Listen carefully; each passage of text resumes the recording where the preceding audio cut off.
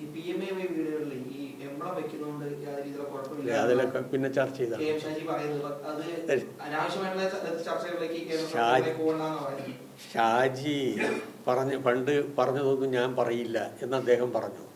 കേന്ദ്രത്തോട് പണ്ട് എനിക്കുണ്ടായിട്ടുള്ള നിലപാടിപ്പില്ല എന്നും അദ്ദേഹം പറഞ്ഞു കഴിഞ്ഞു. ഇനി ഒരു കാര്യത്തിൽ കൂടി മാത്രമേ അയാൾ ഭേദഗതി വരുത്തിയാൽ മതി. ഏത് കാര്യമോ?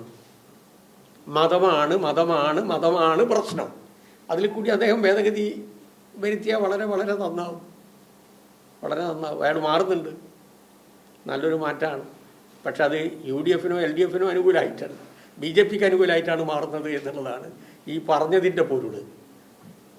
ഒന്നും പ്രതികരിക്കുന്നേ ഇല്ലല്ലോ. കേന്ദ്രത്തിനെതിരായിട്ട് ഒരു ശബ്ദം നിങ്ങൾ ഈ ബഡ്ജറ്റ് കണ്ടോ?